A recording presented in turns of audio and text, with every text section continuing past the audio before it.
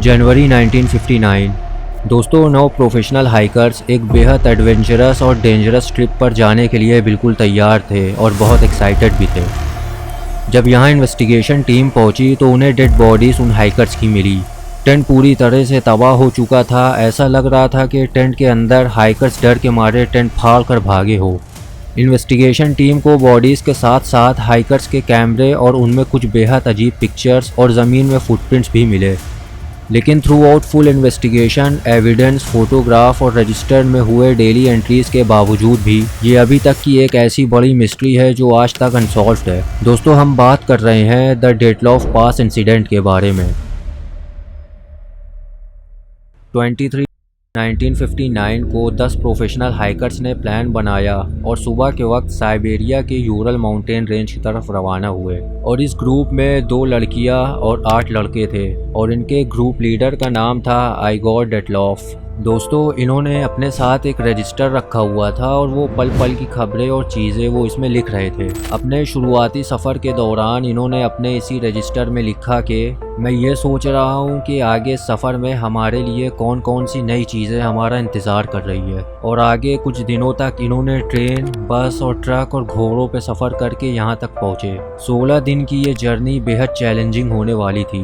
जनवरी 28 को ये group mountain की तरफ रवाना होता है और वो अपने स्कीज पर आगे बढ़ रहे थे। और उसी सेम दिन उनमें से एक हाइकर यूरी यूडिन, उसकी तबीयत बिगड़ने लगी और उसने वापस लौट जाने का फैसला लिया। बाकी के 9 हाइकर्स, उसके साथियों ने उसे गले लगाकर अलविदा किया। लेकिन यूरी को क्या पता था कि वो इनसे आखिरी बार गले मिल रहा है और वो इन्हें अब कभी दोबारा नहीं देख पाएगा। बाकी 9 लोगों ने अपना सफ़र बर्फीली वादियों में जारी रखा और डायरीज के साथ साथ कैमरों में सारे लम्हात डॉक्यूमेंटिंग करना शुरू किया। 1 फरवरी को वो एक पहाड़ के बॉटम पर पहुंचे जिसको वहां के लोग माउंटेन्स ऑफ द डेड के नाम से जानते हैं। दिन भर उस पहाड़ पर वो हाइकर्स चढ़ते गए। जब वो उस पहाड़ के टॉप पे पहुंचे तो उन्होंने वहीं अपना कैंप लगाने का फैसला लिया। और ये उनकी आखिरी कुछ पिक्चर्स है जो उन्होंने लिया था। 8 दिनों के बाद उनके एक्सपेक्टेड रिटर्न डेट जब गुजर जाती है तब उन हाइकर्स के घर वाले, उनकी फैमिली और दोस्त घबराने लगते हैं कि एक्सपेक्टेड डेट को भी गुजरे 8 दिन हो गए हैं और उनके या उनके तरफ से अभी तक कोई मैसेज तक नहीं आया। तब रेस्क्यूअर्स उन खोए हुए हाइकर्स की तलाश में निकल गए और वो कुछ दिनों में 26 फरवरी के दिन उन्होंने हाइकर्स का कैंप ढूंढ निकाला। मगर जिस हालत में उनके नज़रों के सामने कैंप था उसे देखकर रेस्क्यूअर्स खौफ में आ गए, क्योंकि कैंप को फाड़ा गया था। साथ ही साथ अगल बगल ज़मीन में पैरों के निशान बने हुए थे बर्फ में, जो पहाड़ से नीचे की तरफ जा रहे थे। और उन निशानों में कुछ नंगे पैरों के और कुछ बूट के निशान थे। कैंप से लगभग 500 मीटर दूर तक वो फुटप्रिंट बर्फ में नजर आए, मगर उसके बाद वो जैसे गायब हो गए। इन्वेस्टिगेशन टीम को उन निशानात का पीछा करते करते नीचे पेड़ों तक पहुंच गए, जहां जिसको लेके वो खौफ में थे उनके नज़रों के सामने वो पेश आ गया। रेस्क्यूअर्स को वहां बुझी हुई बॉन फायर और कुछ दूरी पर यूरी डोरोशिन्को और यूरी क्रिवोनशिन्को की जमी हुई डेड बॉडीज़ मिली। दोस्तों, ये दोनों डेड बॉडीज़ बिना कपड़ों की थी, जिसमें एक डेड बॉडी के फिंगर जले हुए थे और वो काली पड़ गई थी और उसके मुंह में गोश्त का टुकड़ा भी था और वो भी उसी के खुद के हाथ का था। दूसरी बॉडी यानी यूरी डोरोशिन्को के एक तरफ के पूरे बाल जले हुए थे। साथ ही साथ वहाँ मौजूद उन पेड़ों पर 5 मीटर तक ब्रांचेस टूटे हुए थे, जैसे इन्होंने अपनी किसी चीज़ से जान बचाने के लिए अंधेरे और सर्द रात में इन पर चढ़ने की कोशिश करी हो। और बाकी टोटल 9 हाइकर्स की डेड बॉडीज़ ढूंढने में 9 महीने लग गए। अगले 3 हाइकर्स की लाशें जो थी वो भी आसपास मिल गई थी। इन पर पूरे गर्म कपड़े मौजूद थे और मगर इन्होंने भी न ग्लव्स और ना ही जूते पहने थे। और वो इस हालत में मालूम हो रहे थे कि जैसे तीनों वापस टेंट की तरफ भाग रहे हो, मगर रास्ते में ही दम तोड़ दिया हो। इनके बॉडी पर जख्मों के निशान पाए गए। डॉक्टर्स ने मगर इन 5 की मौत की वजह हाइपोथर्मिया बताई। और बाकी की 4 हाइकर्स की डेड बॉडीज जंगल के एक बड़े से पत्थर के पास से मिली, जिसमें से एक के सिर की हड्डियां टूटी हुई थी और 2 की पसलियों की हड्डियां टूटी थी। मगर हैरत की बात यह है कि इसमें से एक हाइकर की दोनों आंखें निकली हुई थी और लड़की की ज़बान गायब थी। और ये भी एक बड़े मसले और हैरानियत की बात थी कि क्राइम सीन यानी उनके टेंट के पास जो टी शर्ट्स और उनके पैंट्स मिले उसमें भारी मात्रा में रेडियो एक्टिव मटेरियल लगे हुए थे। पहले इन्वेस्टिगेशन इस बुनियाद पे हो रही थी कि इन हाइकर्स का मर्डर हुआ है, मगर बाद में 28 मई को ये केस को क्लोज कर दिया गया क्योंकि ऐसा कोई एविडेंस नहीं मिल रहा था जिससे ये प्रूफ हो सके कि इनका मर्डर हुआ है या इन्होंने खुद एक दूसरे की जान ले ली है। तो आखिर ऐसा क्या हुआ था कि उनको अपनी जान गंवानी पड़ी। एक तरफ टेंट को देखकर ये लग रहा था कि कुछ इमरजेंसी में ये लोग टेंट को फाड़ कर बाहर भागे, वहीं दूसरे तरफ ज़मीन में बर्फ़ पर जो उनके पैरों के निशान थे वो बिल्कुल राहतमंद यानी रिलैक्स थे। भागने के या दौड़ने के निशान नहीं थे वो।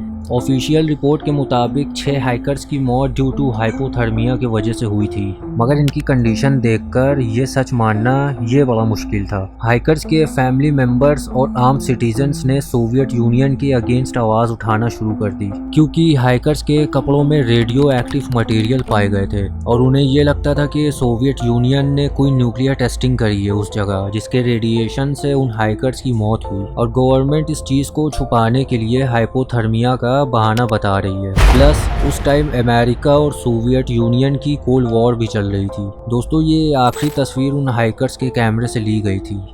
ये उसी रात को ली गई थी जिस दिन ये हादसा हुआ था। इस पिक्चर में बस एक लाइट की फ़ोटो कैप्चर हो पाई थी और इस फोटो की वजह से न्यू थ्योरीज का जन्म होने लगा। कुछ ने कहा कि ये एक फ्लाइंग यूएफओ है तो कुछ ने कहा कि ये एक लाटेन है। जो भी हो, मगर उस वक्त कैमरे का लेंस सही से फोकस नहीं कर पाया। इसी के चलते इस आखिरी पिक्चर की हकीकत कभी साफ तौर पर सामने नहीं आ सकी। At the end of the day सवाल यही आखिर में यही आता है कि आखिर उन हाइकर्स की मौत की वजह क्या थी। वो टेंट फाड़ कर क्यों भागे थे। उनके डेड बॉडीज से आंखें, जबान, जले हुए चेहरे और उनकी पसलियों की हड्डियां कैसे टूटी थी। इतना एक्सपीरियंस हाइकर्स होने के बावजूद। तो इसका जवाब जानने के लिए दोस्तों हमें वापस से टेंट की ओर जाना पड़ेगा। दोस्तों आप इस टेंट को देखें तो इसमें से एक एग्जॉस्ट पाइप बाहर निकल रहा है। इसके अंदर स्टोव और ये पाइप इनके लीडर डेटलॉफ ने खुद बनाया था। हादसे वाले रात इस टेंट के अंदर से इसे इस्तेमाल भी किया गया था क्योंकि इस टेंट से पका हुआ खाना भी मिला था। तो ये कह सकते हैं खाना बनाने वक्त जो चूल्हे में कोल होते हैं वो और एग्जॉस्ट बंद करते वक्त अंदर कुछ कोल रह गए हों